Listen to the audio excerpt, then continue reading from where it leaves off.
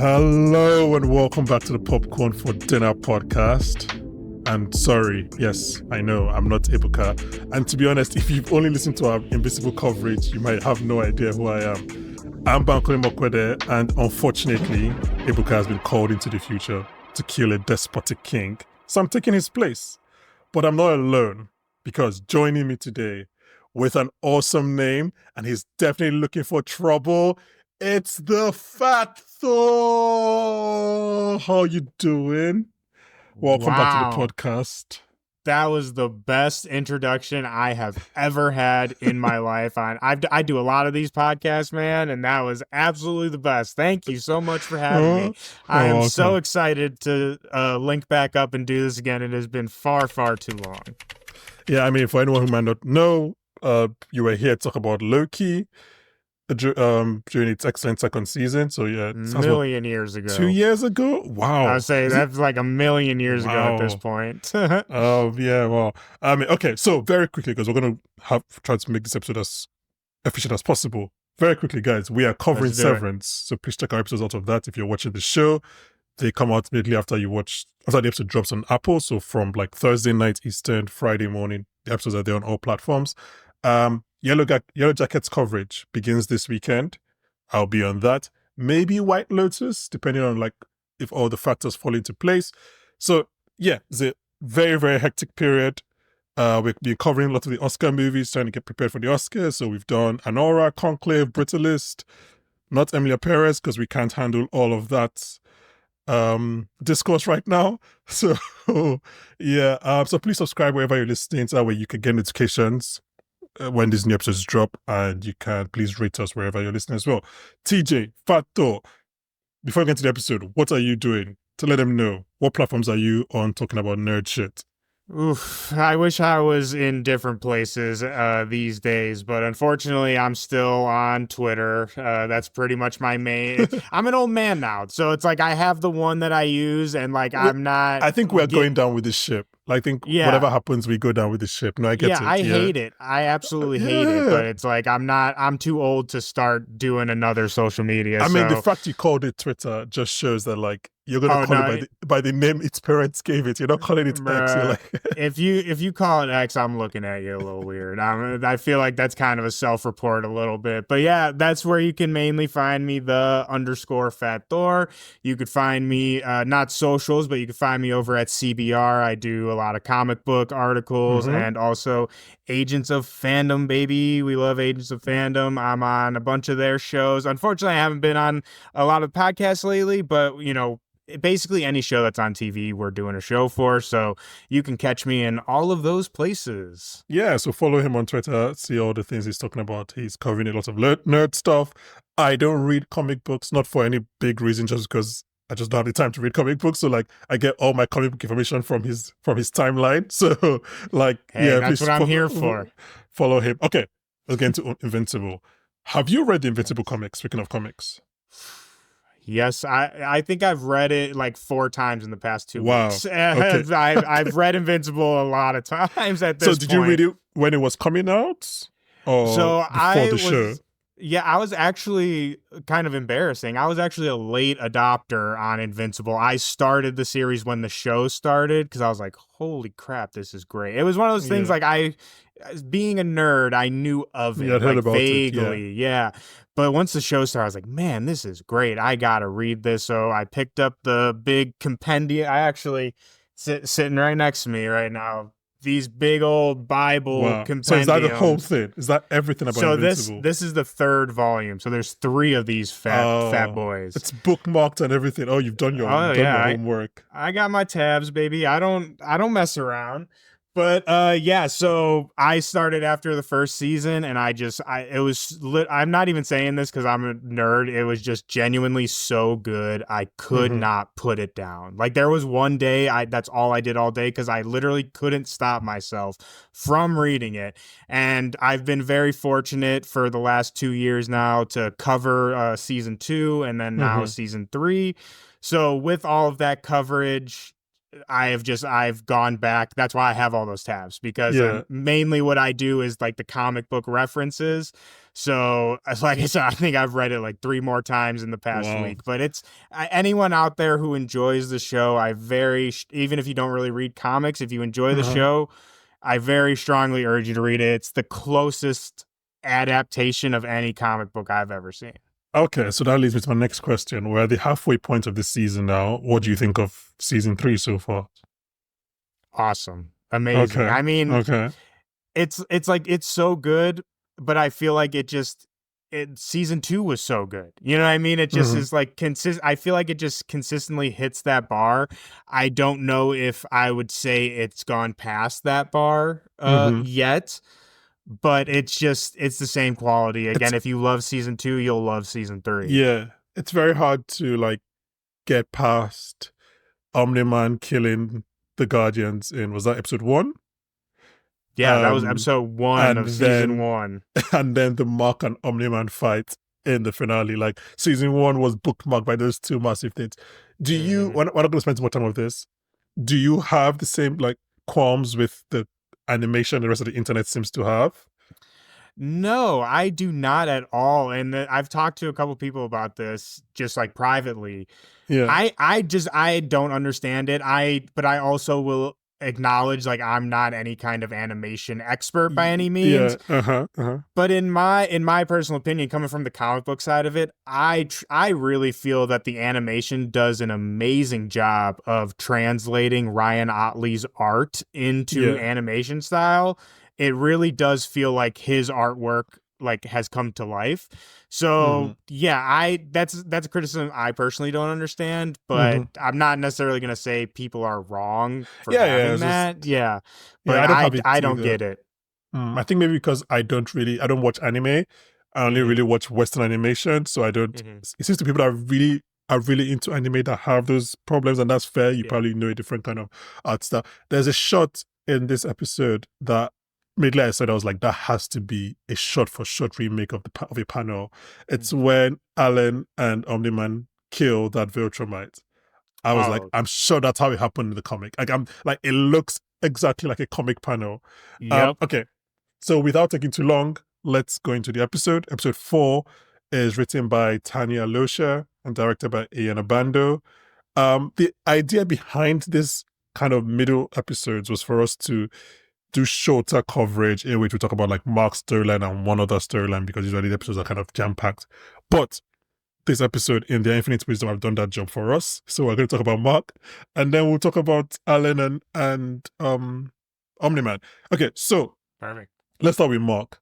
What did you think about his journey into the future and how I guess this show, in my opinion, has been used it to deal with, which has been a topic all through the season so far, about like what the right thing is to do and whether killing is ever justified. That's been a battle that Mark has been fighting with this season. What do you think of his excursion this episode?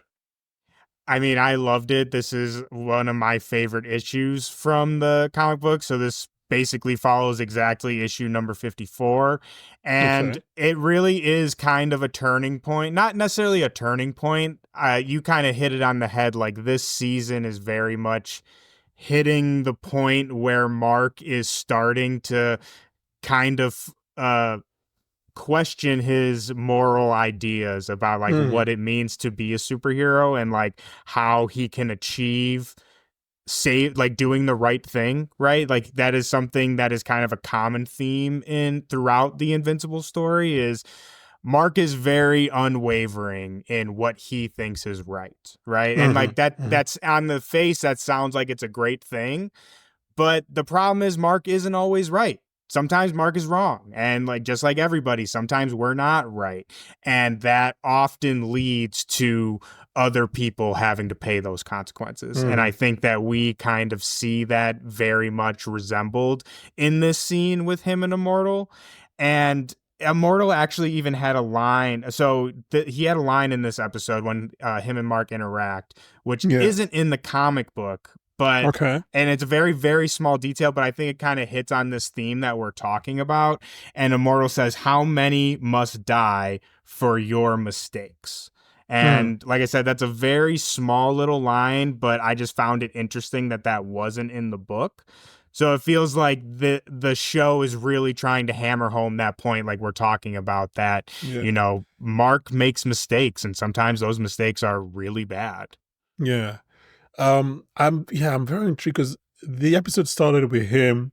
Before I realized it was going to be this kind of solo excursion episode, he was very angry. He's in a kind of like a really dark place, Mm-hmm. right? He's being quite rude. I mean, understandably, he's just found out somebody's spying on him and his family, but he's quite rude to Rudy, stroke robot. Obviously, he just barges into the Pentagon, guns are blazing, and then when he gets on his date and the guys from the future come with their awesome names, he's like, basically go away. Like, I don't want to help everything.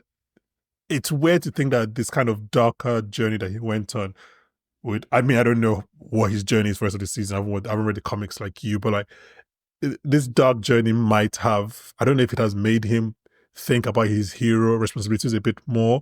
Obviously, he has Eve, who hopefully will kind of like help him on his journey, if that makes sense. Like Yeah. I liked the fact that he told her what happened. Mm-hmm. When that happened, I was quite not relieved, but I enjoyed it because there's a version of the story in which he doesn't tell her and he keeps it all in, and Mm-hmm. it festers, and he broods and everything. But like, he told her everything, he didn't hide anything from her, and she kind of was supportive, and it seemed like a good relationship. So I liked Mm-hmm. that kind of thing with them.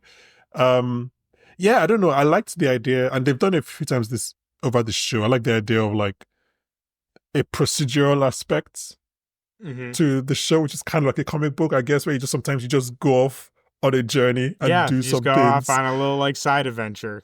I I already can see, because we're recording this obviously ahead, and I can see the criticisms that might come out from the public, because there are people that like always want forward momentum in the story Mm-hmm. and not Like, oh, necessarily nothing forward. happened. Nothing happened. Like Mm-hmm. a lot happened with the character, Mm-hmm. just not a lot did happen with the story. Yeah. So, but obviously, but just based on story, I guess we're halfway point to assume that like there's a lot to happen in the back half of the season, just because again we don't really have a villain so far this Mm-hmm. season, so I assume there's much to happen. But a lot does happen in the story of Omni-Man. So I guess before we go there, do you have anything else about Mark you want to you want to point out? Um, I mean, not really. Like I said, it just really he's. I mean, we, you know, he's not working for Cecil anymore. He's kind of Mm-hmm. on his own. He's really, again, just kind of questioning like where is his place as a hero now, especially with all these new responsibilities. And another thing, again, just very quickly, because you touched on it, in the book, he doesn't tell Eve. He doesn't tell Eve what happened. He asks her if he's a good person, but he doesn't tell her what happened in the future. So I think it's Interesting. just another. I think Kirkman is just very good at doing these kind of things with making just very tiny changes. And really, it doesn't change anything. It just kind of lets the audience in on Mark and Eve's relationship a little bit earlier than the book does. It like That's really interesting. establishes like, oh, they really love and trust each other. Like he can trust her with this information. So I really love that as well, that he told her. And I think it solidifies their relationship a little better for the audience who hasn't read the Mm-hmm. comic. But yeah, Yeah. that's Mark or Nolan and Allen. Hell yeah. Um, That was awesome. there was some actually. Oh, let me rewind. Let me go back 5 steps. I remember something I wanted to ask you.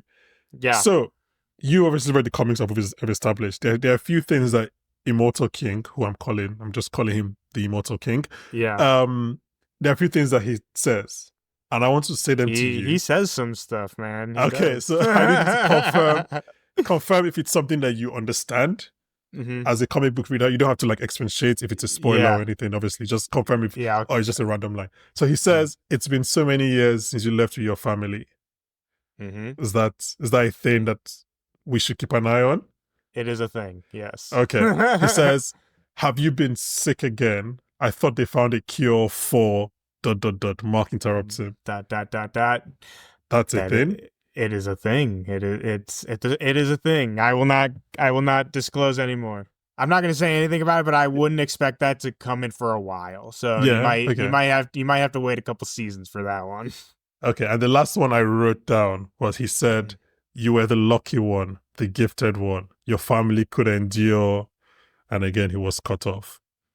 As that because I would say this is don't respond to anything at all. I won't. So I would say that it's very quite clear from the way he's talking that Mark doesn't have a family with Eve. That's what I would say. It sounds like Mark has a family with somebody more like Mark. Again, I have no idea of comics. I'm just kind of thinking, but like it sounds like the way he's describing Mark's family is that it's more of a Viltrumite family. That's all I would say. Let's move on. I don't know anything. You know everything. That's a thought. That's a thought. Yeah, let's move on. Okay, so Omni-Man and Allen. I would say this. So during the episode, I was like, okay, this is a good episode. It's a character episode. Not much is happening. That's fine. I've laughed a lot. That's fine. And then the Omni-Man and Allen section happens. And like the Immortal and Invincible fight was okay. But like now it makes sense why it was okay. Because they were saving all their budget for another fight in the same episode. Yeah. Yeah, I don't know. I mean, you start, I guess. What do you want to say about the Omni-Man and Allen sequence? I love it, dude. I love Allen. He's one of my favorite characters. I love J.K. Simmons, right? Yeah, Omni-Man. I don't know why I blanked, but yeah, I love him as Omni-Man too. He's so great. And one of my absolute favorite characters, Battle Beast, we got in this episode, which I gotta say, this is not like I hate it or anything. I don't want it to come off as like, bad. I don't know who the voice actor is. It definitely sounds familiar, but not the voice I would have imagined for Battle Beast. I'll say that. Not that I didn't like it. Isn't it the same voice from season 1? I think it's the same person. It probably Michael is, Dorn, but I think. I mean, season 1 was so long ago, so it's hard to remember. But like I said, I just wrote a whole article about Battle Beast, so maybe it was just like so fresh in my head. Like you know how you have that voice in your head, yeah. But that's like I said, that's a very Let's just stay there for a quick second. How is Battle Beast written in the comics? Like, what kind of voice would you have? Were you thinking? I mean, just like a dark grizzle, like I don't know, I don't know. I'm trying to think of like a good actor. Because this is deep, but it's also flowery. Yeah, that's the flowery was what caught me off guard. Okay. Yes, like almost like Shakespearean almost. Yes. Yeah. Which I honestly, now that we're talking about it, it's like I kind of really like that idea. Yeah, now that we're talking about it. But yeah, I just expected like more just like kind of guttural, just like like I'm gonna kill you.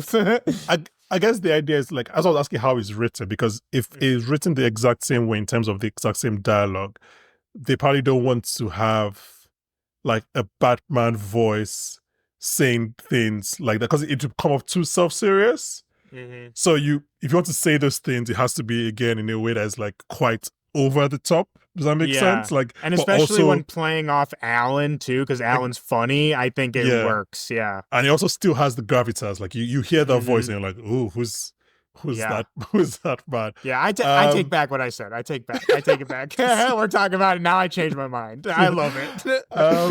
But yeah, the Battle Beast comes up. Someone on this podcast who I'm sure you will record with during this Invincible run, goes, that's like her favorite character. I know when she watched this episode, she will be very disappointed that she couldn't talk about Battle Beast. Yeah, hopefully he comes back Battle Beast in future seasons. He's just ready for it. Allen surprised me though. I didn't know he was that strong. Let's start with that. Yeah, I didn't know he had got up to that level.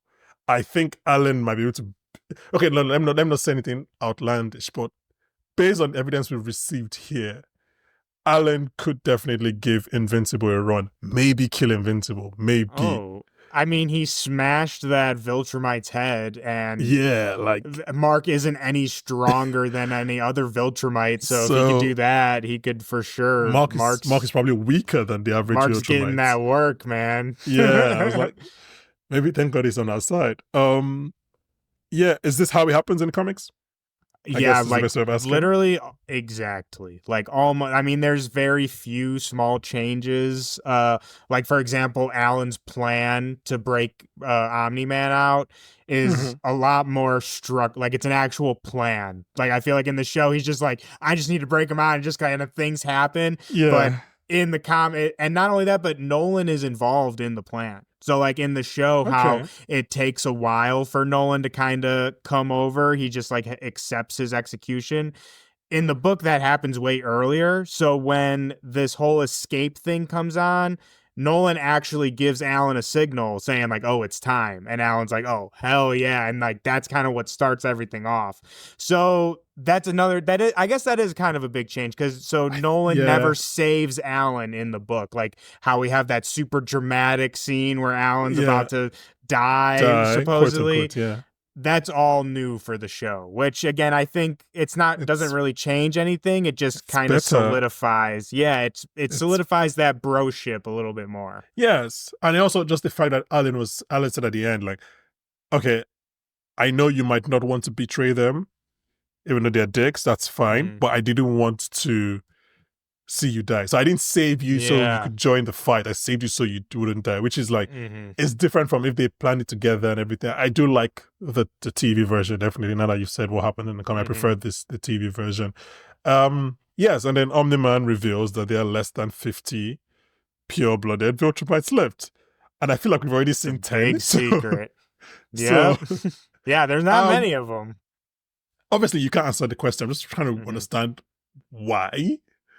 Like why are there so few? I can't say anything Like, obviously honestly. you It's a can't. it's a big it that I'll just say that is a big story point that like will come into play later on. But probably There not is this a season, reason. right? Yeah, No, I not mean, this season for sure. I'd say maybe next season. I'd say, or hold on, let me do the math in my head here. mhm, Maybe next season. You might find out next season, but maybe more generously, season 5. season after. Okay, yeah, because like logically there shouldn't be a reason Mm. because it's just mating, unless obviously it's something genetic or disease or whatever. Which I guess, I mean, thank God Omni-Man went around to to breed with other Yeah, species. Then that way we have to more the people on our side. two planets that they just so happen can reproduce with. Yeah. Um, yeah, and then obviously, yeah, I think that's kind of the entire episode, really. We don't really. There's a little bit of Ray wanting to be a normal person, but we don't really need to touch on all of Yeah, that. honestly, that is kind of an interesting thing because shrinking in the comic, Shrinking Ray just dies in their fight with the Lizard League. Like when Wow. Komodo Dragon eats her, that's it. Yeah. Like she's dead. She doesn't come back. So literally everything with Shrinking Ray So this is is all new territory. completely new. So I'm curious of what they're gonna do with her and especially her and Rex, because they're for sure leading us in that direction of like her and Rex being a thing, which like I said, she's dead in the comics. So I'm really interested to see what angle they're playing there. I would say that you saying that has put her number one on top of Death Watch. Because as someone who's Yeah. read or who's watched lots of things that have been adapted, when someone Hmm. usually escapes a death, the new death is usually around the corner. They usually Yeah. just around. I would say I don't But think Shrinking Ray is gonna make it. but I do think you're right though, because it seems like this is surprising to me because she has such fertile ground in front of her in terms of character work. So like I Hmm. don't see like them killing her off based on what they're trying to do with her would be quite surprising. So maybe she's just here for the long run now because that desire to be a normal person and like a lot of her Hmm. backstory we're getting about how her parents basically pageant mommed her while she was a child and everything. Yeah, So we that's don't get none yeah, of that. And not only that, but wow. Shrinking Ray's a guy in the comic. So it's like completely different. Like the Oh, whole thing is different. I honestly, I can't even remember Shrinking Ray saying anything in the comic book, like having a word interesting. bubble. So yeah, Interesting. completely a different change. And same thing with Amber too. Amber gets a lot more showcasing in the show. I know we haven't seen her a lot this season, but the fact that she's in the season at all is surprising, because in the book, like, they basically break up and Amber's like not really, you don't really see her much anymore. Her and Eve are not like best friends, so I mean, I'll be surprised if we see more of Amber this season, because there isn't really, I mean, that's why I'm saying I'm interested to see what they do with her, because they're obviously keeping her around for. You think so? I thought I thought that was the last time we saw her with. But maybe she'll come back. I mean, yeah, I don't know if she comes back later in the season or not. I just mean, like, that scene with her and Eve does not happen in the book. And like I said, basically when her and Mark break up, that's kind of the end of Amber. I mean, she does come into play in one other story, but it's like very just one little moment. Mm-hmm. So like I said, I don't know. I feel like they are kind of giving her a different role in this show. So like, I don't have her on Death Watch like I have Shrinking Ray, but just like a character I'm watching to see what angle they're playing with. Cause like I said, it's a little different. So she could be playing a very different role in the show. Yeah. Well, I'm excited to watch the rest of the season. Come back next week to watch that terrible person that I already hate named Oliver. Am I allowed to hate a child? Because that's what I mean. What I do, right? Is he really a child though? He's like an alien, so he grows like freaking 3 years in a week. Yes. So he's a child for like 2 months. I need him to get through this like mood swing stage. We need to know what side of the divide he's on. All things are still good. But yeah, no, I think this was a good episode, like I said, especially in terms of Mark's character, and then obviously that little tidbit in terms of Vince. Yeah, again, in terms to see I have a question for you. I was thinking about this. Is Omni-Man as visible in this section of the comics? Does he have a strong story in section of the comics? It's literally the exact same. Same. The only difference is that this episode is 2 issues. So the issue with Mark and Eve, that is going to be issue 54, and then the stuff with Allen and Omni-Man is 55. So they kind of just put 2 issues into one. But now that Allen and Nolan are out of the Viltrumite prison, you will be seeing more of them. I'll say fair enough. Okay. I would expect more this season. I don't know that I'm not like trying to be cheeky and like tease something. I don't know, but I would expect we see more of them this season to set them up for what they're gonna do. Okay. So let's leave it there. Guys, like I said, please come back next week for more Invincible chat. TJ will be with us next week to discuss episode 5. Ibuka will return for that. Check all his reviews on CBR, which I'm sure is linked on his Twitter. What else? He might be on some Agents of Fandom podcast. Yeah, CBR. Check me out on Agent of Fandom. Every Thursday we do Comic Corner. That is the show that I am on every week, and we review our favorite comics for the week, give everybody news and updates. So you can catch me every Thursday on Comic Corner Live. Yeah. And you can catch us basically every day of the week right now.